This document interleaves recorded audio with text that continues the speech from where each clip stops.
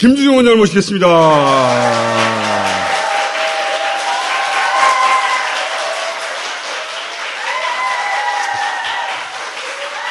자, 국내 외교원이 뭘 하는지 잘 모르시는 개딸들을 위해서 한 줄 설명을 드리면 외교관.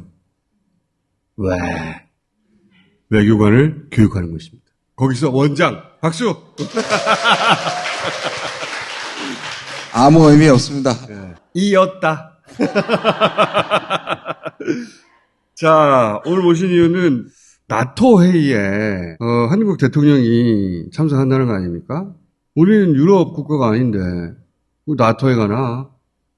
궁금하잖아요. 김준영 원장님은 가면 안 된다. 가더라도 말 조심해라. 그렇게 말씀하시는 분이란 말이지. 자, 첫 번째. 거기 왜 가게 된 겁니까? 그래서 제가 지난번에 뉴스공장에 나와서 좀 흥분을 했던 모양이에요. 그래서 내가 미친 거 아니냐 그러던 얘기를 했던 모양이에요. 네, 했어요. 그래도 괜찮냐고 네. 여러 가지 주의 말씀을 많이 해주셨어요. 다스베이다가 뉴스공장 갔고 뉴스공장 다스베이다 하니까 거기 가가지고 이제 폐지되면 같이 여기다 가져올 거 아니에요. 이 원장님이실 때는 참고로 다스베 다 한 번도 안 나왔어요. 나는 원장이요. 자, 이제 더 이상 원장이 아니기 때문에 그러다 보니 막 얘기하다가 미친 거 아니냐 이런 표현을 막 쓰시더라고요. 네, 했었어요. 나는 속을 박수쳤지. 딴 데 못 나가겠구나. 점점 그렇게 돼가는 것 같아요. 네, 대통령이 됐을 때 제일 대통령답다고 생각할 때가 언제냐 하면 해외 순방이에요. 그렇죠. 실제로 또 해외 순방을 하면 지지율이 조금씩 올라요. 좀 올라가고. 네. 그래서 외교부 사람들은 이 기회를 가장 잘 노려요. 열 몇 시간 미국 가잖아요. 뭐 유럽 가도 열 몇 시간 걸려요. 그 안에서 그냥 삶아버릴 수 있다. 녹여버릴 수 있다. 대통령은. 그게 그래서 외교가의 비밀이에요. 그러니까 의전을 해주면 뻑 가거든요. 근데 이 사람이 간다는 첫 번째가 이 미국으로 왔어요. 사람이라뇨.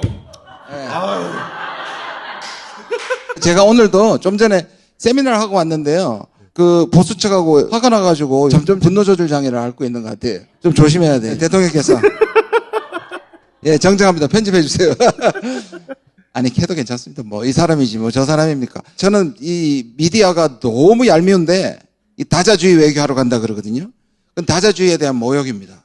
다자주의라는 것은 진영을 넘어서 편을 가르지 않고, 그러니까 UN이라든지, WHO라든지, WTO라든지, 문제는 있지만 기본적으로 중국도 참여시키고 러시아도 참여시켜서 이게 다자주의거든요. 그렇죠. 그리고 입장이 다른 모든 국가들이 네. 참여하는 거죠. 한국이 살 길은 다자주의다. 이렇게 얘기해 왔거든요. 그러니까 이중사회에서 살아남기 위해서 완충작용을 하기 위해서 연대를 해야 되는데 지금 가는 건 나토잖아요. 그리고 그 유럽 뒤에 누가 있습니까? 바로 미국이 있단 말이에요.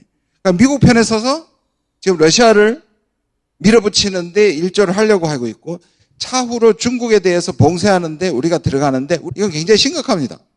나토하고 미국하고 러시아를 압박하는 그 전선에 우리를 끼우려고 하는데 그러면 일방주의지. 다자주의가 아니라 그렇습니다. 오, 일방주의죠.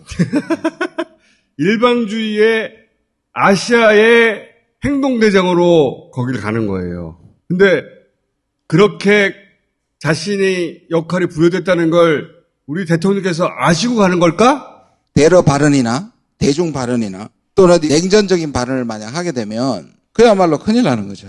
게다가 이거는 군사 동맹에 들어가는 군사동맹이에요. 거거든요. 분명히 군사동맹입니다.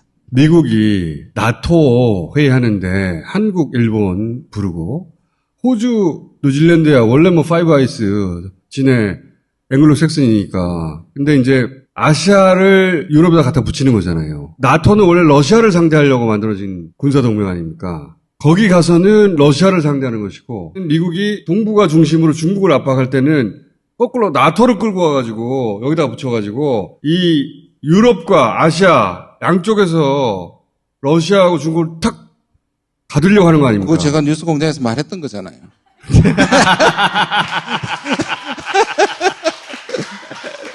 원장님이 뉴스공장에서 말했다는 부분을 제가 편집하겠습니다. 편집하겠습니다. 스티브 비건 아시죠? 북한하고 협상을 했던 사람이 말실수를 한 번 한 게 뭐냐면 아시아를 나토화 시키겠다고 얘기를 했다가 난리가 났었거든요. 바이든 정부에서는 자기들 마음대로 될 수 있는 국가를 데리고 가서 나토랑 연결시키는 겁니다. 중간중간에 편집 못하게 다 집어넣어야 돼서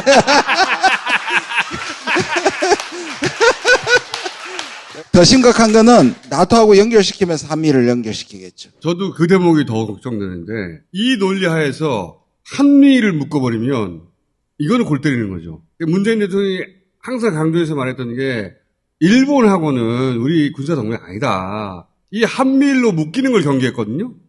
한미일로 묶인다는 건 미일 동맹, 하위 동맹이 되는 거예요. 일본 극우가 끊임없이 원했던 거 아닙니까? 일본이 맨날 미국한테 주장하는 게 요 아시아는 저 인도까지 자기들이 책임질게. 그게 일본의 전략이었거든요. 일본 극우에. 그 판에 들어가는 거예요. 졸이 되는 거지, 졸. 졸이 되는 건데 그거를 우리 대통령께서 대통령께서, 예. 대통령께서 윤 대통령께서. 자기가 주인공이 된 거라고 착각하고 국제 무대에서 쾅쾅쾅 도장 찍을까봐 걱정하시는 거 아니에요. 그 왜 심각하냐면 지금 계속 너무 돌격대가 되고 있잖아요. 자꾸 자기가 앞장서서 뭘 하려고 하는 건데 미국이나 일본의 이 강경파는 너무 좋죠. 너무 꽃놀이패. 좋지. 꽃놀이패요. G7에 초청받은 것처럼 생각하는 것 같아요. 그런 것 같아요. 나토에서 내가 중요한 사람이야, 이제. 그거를 외교 전문가들은 싹 이용해 먹겠죠. 그러니까요. 띄워주면서. 그거 그러니까요. 걱정하시는 거 아니에요, 지금? 예, 아주 많이 걱정합니다. 그리고 지금 언론을 보면 한미를 동맹이란 말을 막 쓰기 시작했어요. 이거 되게 금기어인데?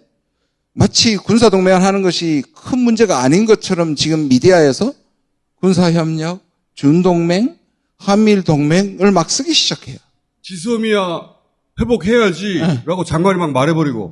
난리 날 말이거든요? 이거 슥슥슥슥 쓰기 시작했어요. 미국이 한미를 묶는 세 단계를 얘기했어요. 첫 번째가 지소미아고, 그 다음에 악사라 그랬어요. 서로 총탄이나 무기를 나누는 겁니다. 세 번째가 미사일 방어망이에요. 지금 두 번째로 넘어갈 가능성이 매우 많고, 그게 넘어가면 이제 사드하고 전부 연결시키는 미사일 방어망에 한미를 묶어버리는, 이게 이제 완성판이거든요. 보수 정권 하에서는 이게 MD의 일환이 아니라고 부인해 왔어요.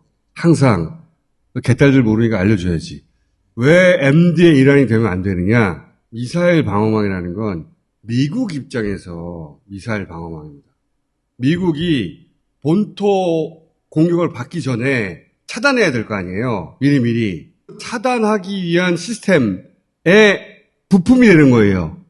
미국 입장에서는 중국이 쏘는데 다 날라와서 미국에서 막는 것보다는 한국에서 뻥 막으면 좋잖아. 미국 본토를 안전하게 만들기 위해서 우리가 미국의 미사일 기지가 돼주는 거예요. 우리는 어떻게 해? 미국의 미사일 기지가 되면 중국 입장에서는 적이잖아요.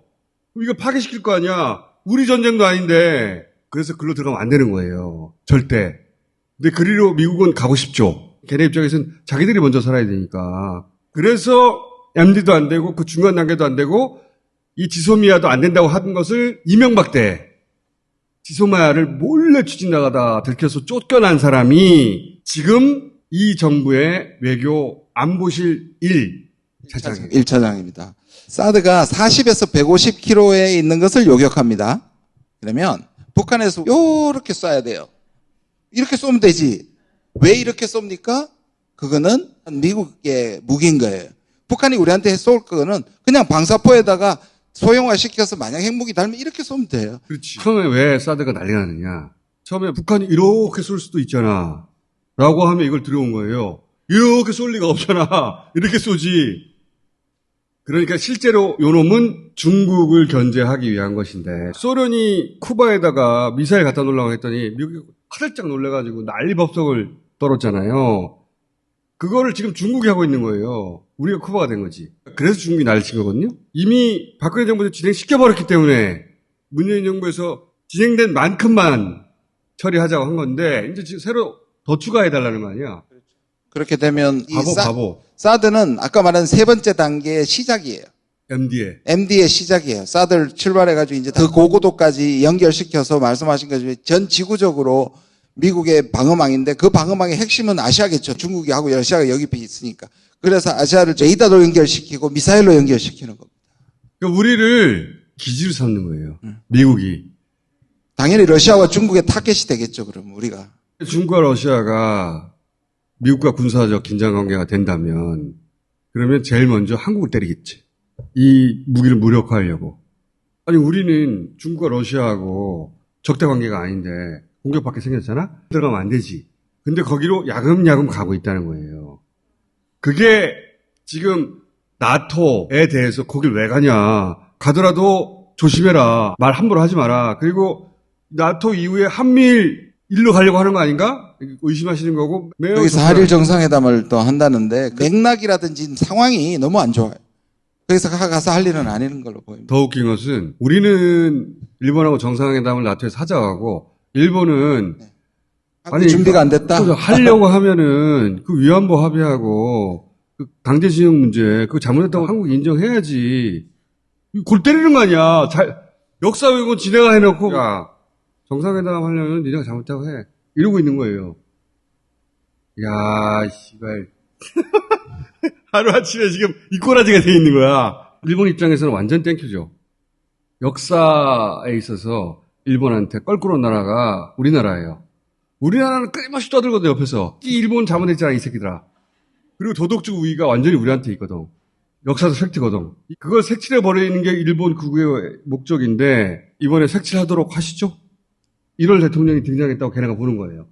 그래서 세게 튕기는 거예요 지금. 한미를 묶으려고 했던 거는 오바마 때거든요. 오바마 때 외교를 담당했던 사람이 바이든이에요.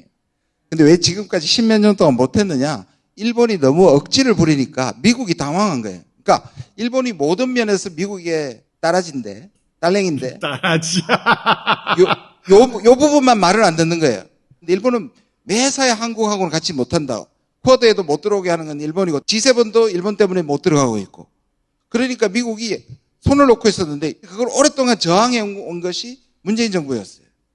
근데 지금 미국도 원하고 일본도 원하는 데다가 이제 못 모르고 선봉대가 돼서 한미로 가게 되면 이게 이제 큰일 나는 거죠.